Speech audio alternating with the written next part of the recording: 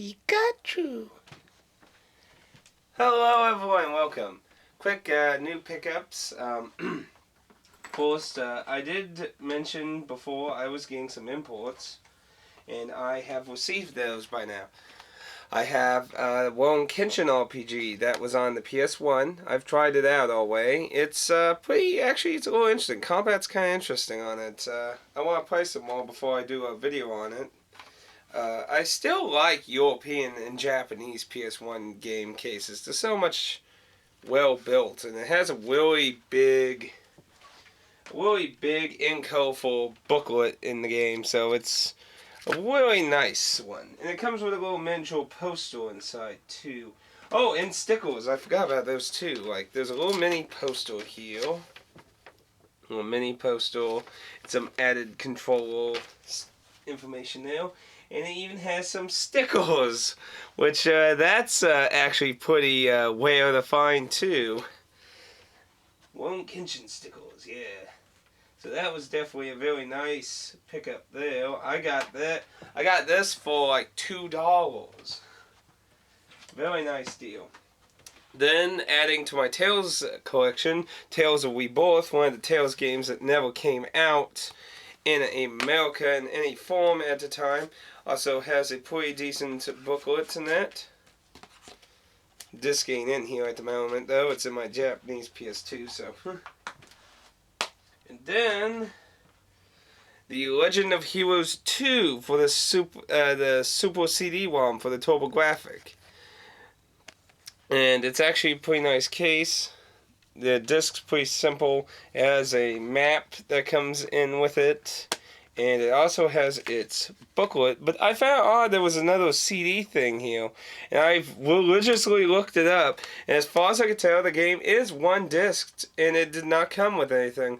So I wonder if, like, you know, in America, big cases that had only one disc, I wonder if they were just not, like, maybe they just had a bunch of spare of these and they just, like, slap them in. We don't need the manufacturer ones without it. So that seemed a little odd. And I also got The Walking Dead Survival Instincts for the Wii U, because there was a huge price drop on a lot of Wii U software. And this was only $29, which I think is a more reasonable price for it. Anyway, on to the little Pikachu watch. So a viewer of mine sent me a few little things, and one of them was a little Pikachu clock here. It's very nice, and I think you can hang out up here with kanji. You can hang out right there. God. Well, now what time it is in Europe all the time now. He also sent a copy of Sonic and it's in Sonic the Hedgehog Chaos. And I'm not a huge Sonic person, but I don't have this one, oddly enough, so. Oddly, it also has an American sticker on it, which is weird considering he lives in Europe. It did directly come from Europe. It had Europe postage, so whoever or whatever he got this from originally apparently came from America. So this thing's been around. It's gotten some airtime. He also sent a little container thing. I've seen the site for these before. And to be honest, they haven't really interested me too much. They seem like kind of a money time thing to me personally. This particular one is the shape of basically anything in the American or a few of the Japanese. Because like Virtual Boy Japanese games actually were in boxes like that. But anyone who knows for like the Game Boy Advance, they opt for a weird sideways box, and that doesn't fit in these. And then the Game Boy Color also did not feature boxes like that. The Game Boy Color featured more tall boxes, but they can fit. So the Wonder Color, or the Wonder Swan Color on that also featured high boxes and that, like the Game Boy Color did.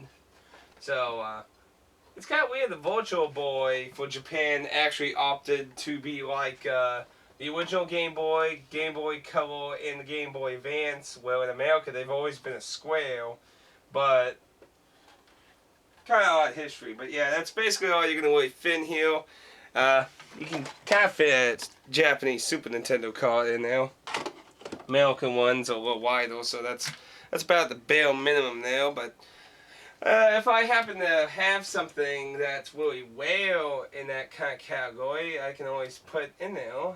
But I don't really particularly have any super well Game Boy Advance things, but it's nice to. And I also came full of 2 stickers that have kind of ridiculous little logos. Even heroes need protection. No wonder Princess Peach never got pregnant. No, I'm just kidding. We all know Mario never gets any. We all know that. And then he also sent me a Game Boy Pocket. And it's definitely custom made. At first I wasn't sure if it was custom colored because, well, I never owned a Game Boy Pocket, but I never, I remember that time period. I never seen that commercial where it had Bonk packed in with the original Pocket. But what signed it off is where it says Start and Select. It's covered in the paint. So it's definitely a custom job. I don't know if he did it himself or somebody he knows or if he bought it like this. But it's definitely a custom job. It looks very nice. But of course I have all the Game Boys except for color. I never got into the color generation. Technically I never got in the Pocket either. But Pocket was just a thin original, so I don't exactly count that. I had the original to Advance, so the color generation I kind of missed out on and had to backpedal into that some. But of course a lot of the color games I got were compatible with the original.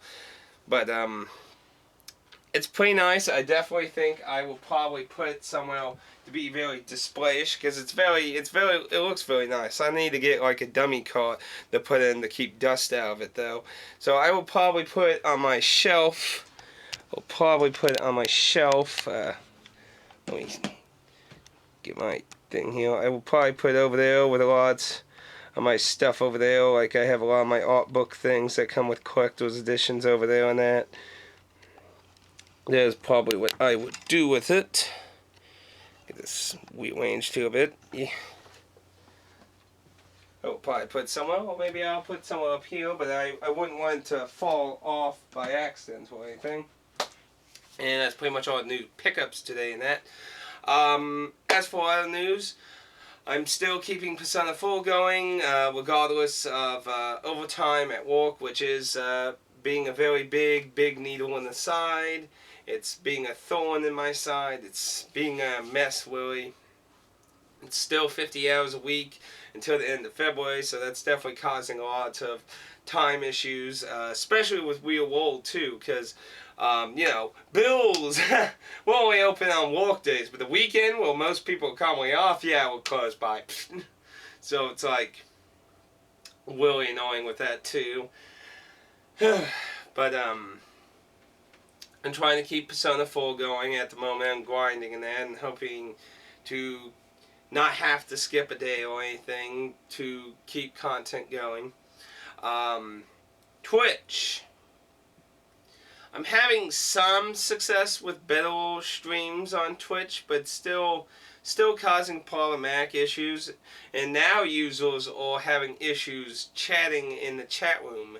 And on the Twitter for Twitch support apparently has acknowledged this on the 31st of January. So hopefully they'll look into that. But twitching, at the moment there's still some unstability. Sometimes I'm getting a lot more common 2-hour, 3-hour streams here and now. And I'm noticing that's happening more in the morning, and it's becoming more problematic later in the day. So I'm wondering if it has anything to do with the amount of people streaming, possibly. I'm not 100% sure if that has anything to do with it. But I still, when I go to pay my internet bill, I'm going to go ask about upgrading my internet if it's a reasonable price. But for now, I'm really sorry to say I don't think I feel comfortable doing Vagrant Story as a Twitch. But I will definitely do Vagrant Story as a Let's Play. It's definitely going to be in my categories of doing a Let's Play. with Neo and Drakengard 2 also, which of course I wanted to do those to celebrate Drakengard 3, his announcement and everything. And I got all year to work on those too, so. But, I'll probably consider doing Vagrant Story sometime here after Persona 4. I'll probably either do Neo or Vagrant Story, but I'm going to throw it up though.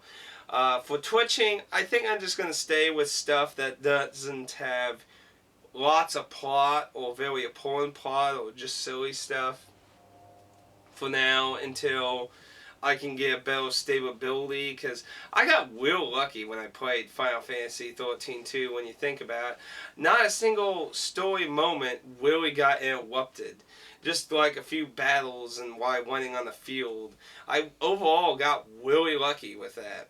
And that luck's probably not going to keep chugging along, so. And it's. Sadly, Twitch is also giving me very poor quality. Which is very odd, because from what I read in that, a lot of people say they can have at least kind of my YouTube quality while on Twitch with my internet speed. So I don't even know if it's really my internet speed. It could be my computer perhaps. But when I talked about on the open broadcasts thing, they said they didn't say anything was technically wrong with my PC stuff, so. I have tried doing XSplit again. It still just gives me a giant black screen with no video or anything, which is a shame, because a lot of people said XSplit when I first tried it. On the very first day it worked, and after that it never worked again. A lot of people said that the quality looked better on that, and while I didn't get to do any long streams of it, it's possibly it's more stable, because some people say open broadcast is kind of unstable, while XSplit's more stable. So that's a possibility too.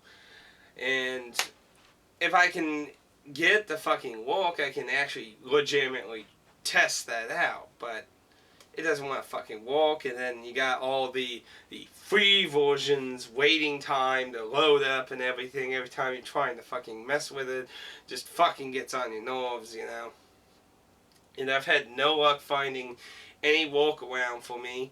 And the forums for the XSplit are still down, and they only have the little IRC chat or whatever the hell chat room thing it was that is just user based and has nobody officially affiliated with XSplit there. And you'll be lucky if anyone even replies to you, because they pretty much ignore you unless they really know somebody knows what the hell you're talking about. So it's really actually pretty much a pointless. It's like, hey, go help yourselves. It's basically YouTube's method. It's like, go help yourselves in the little forum area. So I don't know why its forums are still down. Really sucks. Twitch's forums are working now. I can actually post in them, but nobody from the mods, no mods have communicated in the Twitch forums at all, which is really odd, because I'm still trying to add this to the list. I think a lot of older games would probably be more beneficial for twitching right now, because you know those stories are mostly text controlled with a button, so I could stop if things crash or something, so I could have better control on not losing anything off screen. Yeah, I think that would be more beneficial right now going forward with Twitch, because I don't really want to. It's really tricky. I'm trying really hard. I mean, I've messed with a lot of settings. I've messed with my router. I've messed with not even having my router even part of my connection while doing it, which seems to show much better working, but it also seems to work better in the morning. Like, every morning I've tried to do it, I get like 2-3 hour streams, but then later in the day I get like 20-minute, 30-minute, sometimes maybe near an hour. So, I mean, obviously it makes sense that Twitch gets a lot more traffic during later in the day, but I don't know how if that really has any real effect on people or not. I don't know. Like I say in my Twitch streams, I only watch a few people on Twitch. I don't watch a whole lot of people on Twitch. But, you know, if you got suggestions or anything for that, I definitely would love to hear them. You know, I've been trying a lot of stuff, reading a lot of stuff and that. And the only thing I'm really getting, aside from really big, high computer techno stuff that I don't really know much about, is get better internet. So if that's somewhat affordable, I'll be considering getting that for a month and see if that improves or not. If it improves, then, well, that's definitely a good step. Then if it doesn't, then something else is wrong. Then and then it becomes a kind of issue of whether to keep it or not. Because, I mean, I do my uploads when I go to work and stuff, so I'm not really worried about the current upload speed. It's a bit of a shame, though. But a lot of what Weed says it's the upload speed that controls the issue of being dropped off. So, in theory, getting higher, but I have to make sure the upgrade gives higher upload speed. I need to verbally ask that before I do that, because some topics say that some providers keep the upload speed the same, but the download speed is what you're getting upgraded. So if that's the case, then I'm kind of screwed, because here in Missouri there ain't a shitload of internet providers that. I think there's 2 other providers here, but the one I'm using's cheaper, and you don't have to do like television, phone, deal, grouping shit. So it's kind of meh. On the front of new games coming out, Bravely Default and the One Piece game should be vastly coming sometime. I think it was either the 1st or 2nd week of February, and it is February 2nd, so those are definitely something I'm looking forward to picking up and trying and getting a first impressions video out there quickly. Definitely a Bravely Default. I don't think I've been excited for a Square Enix game for a long time. Like, really excited for one. I mean, Drinking God 3 is probably the only other thing that I've been really excited for from Square Enix since... Well, I guess technically I wasn't excited for Neo, because I just got Neo out of random coincidence, and then I just absolutely loved it. But at the time when Neo came out, a lot of people didn't know it was even related to Drinking God at the time. It only became slowly relevant over time, where people were like, hey, you know, that's kind of weird. It kind of hints Drinking God there. And like people started asking about it. It's like, yeah, it's related to Drinking God. So, but, I mean, well, I guess a lot of the Dragon Quest games I've been excited for, but I kind of consider that its own kind of side thing that keeps doing really good. Which, of course, they don't give us, of course. We still don't get 10 here, but then that's a whole nother discussion now. Of course, I'm still looking incredibly forward to Dark Souls 2. New information of Dark Souls 2's came out.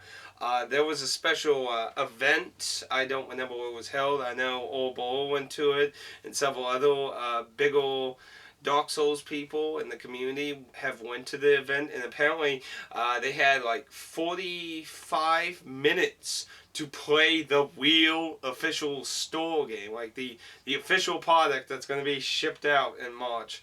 So they have 45 minutes to get far and do as much as they can in the real retail version of the game. So different people found different things. Like one found a wing, and others have talked to NPCs and that, and there's a lot of interesting information. Apparently the starting kind of hub area this time is actually kind of a little town that has people in it. So that's going to be a little interesting. Apparently it's also returning to kind of like the Demon Souls way of leveling up, where there's an actual NPC that does it instead of bonfires now. And that's different from the online beta thing, because the bonfires let you level it up in that. So now it looks like you have to visit this NPC to level up. They're also allowing you to wear more wings. I believe people said you can wear 4 wings now. And there was a lot of people have checked out dialogue and stuff, and there's of course new videos on the lore and stuff out there, and some theories and things. It looks all pretty good, man, and it sounds very exciting, because a lot of people said at the start of the game, there's kind of like the option, like, from what I understand, this is my interpretation from what I've been hearing. There's an area that's a tutorial area that you can go to or just completely ignore. So you don't start in the tutorial area, it sounds like. You're like, hey, you might want to go this way. It's like, nah. And then I'm told there's a lot of variety of paths at the beginning of the game. So, and like, there was an interview with one of the people, the English PR people, claimed that there would be multiple paths to get through to get to the end. There's not like this one set path you have to go on. So it'll be interesting to see how true that is, or if it's not. But a lot of people did say there's a lot of different paths you can take at the beginning of the game. So it sounds like they're making the beginning a lot more accepting, because they said, one of them said there's a Pacific NPC that helps you, give you a general idea where to go. He's kind of like the crestfallen warrior that helps you generally go where you need to go with that if you don't know what the fuck you're doing. Or you can just, fuck you, I'm gonna go this way. So, it sounds like it's still keeping to its explorative nature that you could do in the previous games, but it's also allowing better direction for new people. And a lot of people have been saying that it's a lot harder, actually. Brandon said he died numerous times during his playing of it. And, obviously you gotta learn the monsters. When I was playing the beta, I was fucking dying here and there. And then, you learn the monsters, something you get better at. So, when you're forced to carry them, of course you're gonna get hit and poked and killed and knocked off shit. So but a lot of people have said it looks like it's going to actually be pretty decently challenging for veterans. So that'll be interesting, especially for people who are going to be newcomers that have no idea what the fuck they're doing to begin with. So hopefully they make the beginning area a lot more accessible for them. So, anyway, I don't think I really have anything too new or anything else to really talk about that. If you have any suggestions or anything, if you happen to know anything about Twitch, feel free to leave a comment. I definitely would appreciate any feedback on trying to get this to function more. And that's pretty much about it. So, toodles everyone, and of course, thank you for the gifts. My dear friend, your boys seem to be very nice. I don't know why. I don't get as many views from Europe, but I always seem to get a lot of nice feedback from Europe. So, anyway, I'll see you all later, and hopefully we will meet again.